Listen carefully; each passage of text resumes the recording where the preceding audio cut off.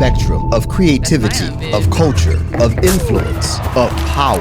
And technology has put this spectrum on full blast, platforming Black humanity, creativity, Black culture, and Black intolerance. From the community airing out assholes on social media, to sparking diasporic global movements, to unlocking avenues of wealth and freedom. Black technology has changed the world, and today, we see how this digital creativity, born in Black communities, has reshaped the entire world and empowered a generation of Black Americans, beginning with the birth of the digital diaspora.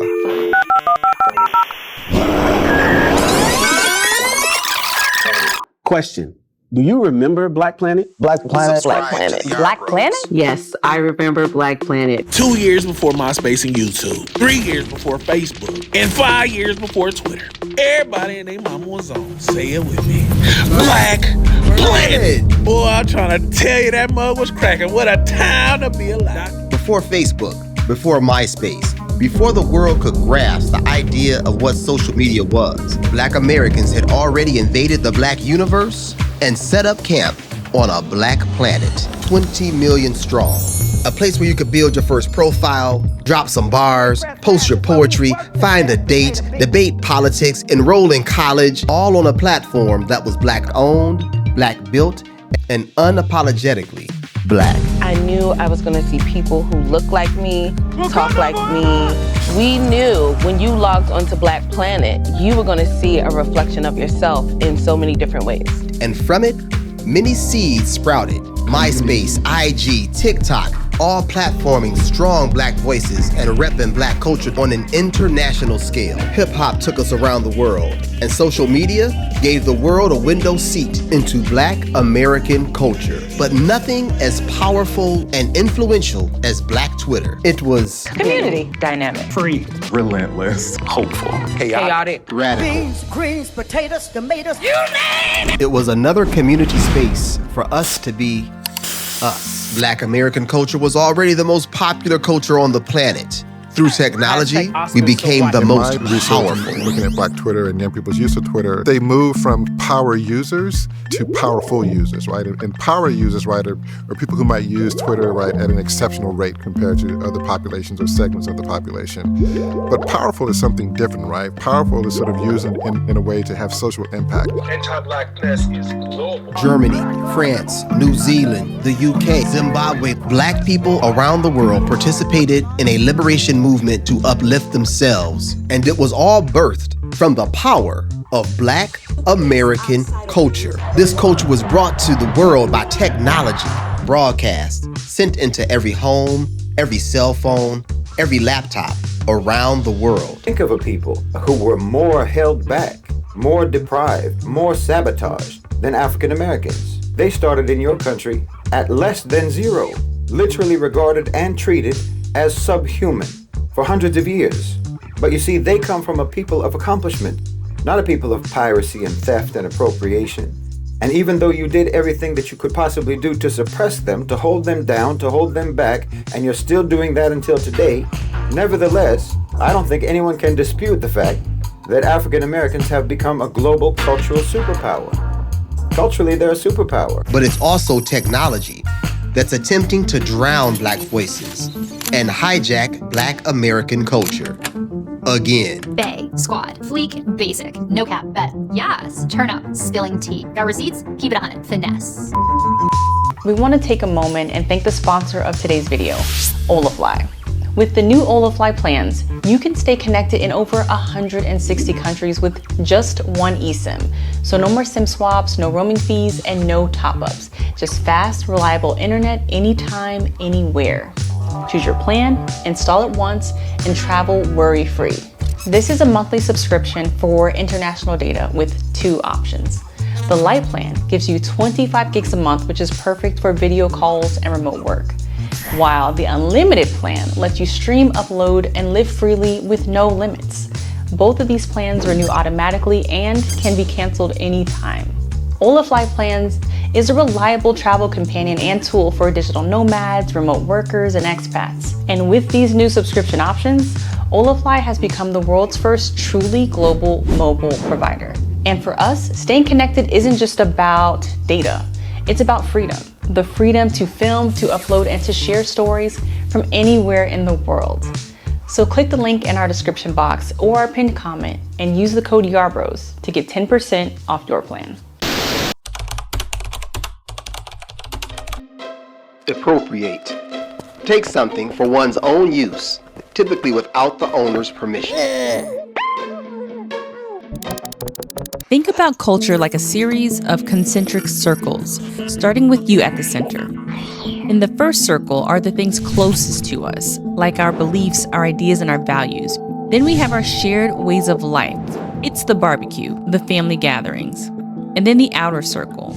These are our cultural creations, our style, language, and music that travel out into the world and are most vulnerable to culture vultures. Every time innovation shows up in the Black community, somehow white people find a way to appropriate it and extract every dime of value that they can without ever paying homage or dividends to the people who made it possible. For instance, the invention of records allowed for the nastiest exploitation and appropriation from record companies. I didn't know you could pay for writing music. Writers, royalties, all these things. I wasn't getting it. Appropriating music from Black artists to give to white artists set a pattern of appropriation. Pat Boone, when he covered my Tutti Frutti.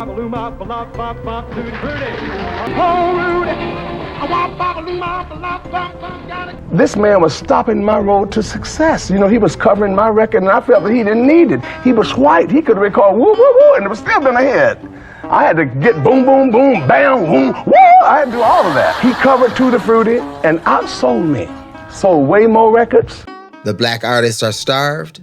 The white artist and the record company become rich. You probably wonder, why do white people pay so much attention to Black people if they don't like them? Because they're making money! Meanwhile, brands continue to scout trends from Black creators without contracts, lock in ad deals, and leave the originators out of the paycheck. American culture is Black American culture. It just gets filtered out and watered down and whitewashed until they can give credit to a white guy. Yeah, Drake! Drake! And now, we watch Black culture and Black creatives be exploited by opportunistic culture vultures that never get enough. The list is never ending because it's more than just patterns. This is a business model, the structure of white supremacy. The exploitive mindset of these people is pathological. Lunacy, okay? Cultural appropriation is this idea that if you are inspired by or borrow from another's culture, that is in effect an act of stealing and is therefore... The constructs of society are set up for them to extract culture, to extract labor, to extract means. Anything else is offensive and crazy. Using technology to monetize others' cultures is one thing, but now they're also weaponizing technology to use against you. Homeland Security took his video and put these words on it to make it look as if these Black young men are saying they have a bounty on ICE's head. As I learned in the US that 1 in 2 adults, over 130 million people, has their face and facial recognition networks, I got concerned when I learned that these systems can be deployed unwarranted with systems that haven't even been checked for accuracy. So what happens when you're misidentified? Robert Williams, who has no criminal history, was wrongly arrested for the crime on his front lawn in front of his wife and young daughters because of one blurry image police fed through a facial recognition system. I'm an algorithmic bias researcher based at MIT, and I've conducted studies that show some of the largest recorded racial and skin type biases in AI systems sold by companies like IBM, Microsoft, and Amazon. Personally, I've had to resort to literally wearing a white mask to have my face detected by some of this technology. You are opposing individuals who are opposing lethal force, but there seems to be no report dealing with the Tiki Torch Parade in Charlottesville chanting, "Jews will not replace us." Why is there an attack on Black activists versus any reports dealing with the alt-right and the white nationalists? Rakem Balagoon, who was released earlier this month after being held for nearly 6 months in San Francisco. FBI surveillancing me for over 2.5 years as a domestic terrorist. And how was your case ultimately resolved? it was dismissed. In the 1960s, the FBI, under the direction of J. Edgar Hoover, ran Operation COINTELPRO, which stood for Counterintelligence Program, to dismantle, disrupt, and destroy black organizations. COINTELPRO wiretapped Martin Luther King, infiltrated the Black Panthers, murdered Fred Hampton in cold blood, and likely instigated the assassination of Malcolm X. In the 1980s, it was the drug war. Tech tracked black neighborhoods more than they tracked the traffickers. After 9/11, facial recognition came on the scene, and police databases became digital slave patrols. And now today, AI, predictive policing, and online monitoring has turned bias into algorithms. Palantir is here to disrupt and make the institutions we partner with the very best in the world, and when it's necessary, to scare enemies and on occasion kill them. They've been hired by the Department of Defense, the FBI, local police departments, Oppression just and even the got digital. IRS. While they've tried to damn us with technology, it's become our greatest ally, exposing racists, police brutality, and creating boundless opportunity. Black is a spectrum, and the community is now taking technology to new heights and new destinations, using AI to create art and technology to tell their own stories unfiltered, learning the languages of the future, coding, design, filmmaking, digital marketing, AI entrepreneurship, skills that no system can gatekeep. Technology has become the modern-day Underground Railroad. The internet has given them more than just a voice. I like the fact that someone is able to change their life with software development. And now I've been able to make over $27,000 selling digital products as a stay-at-home mom. I'm talking about making $100,000 and above on the internet. The freedom to build from anywhere.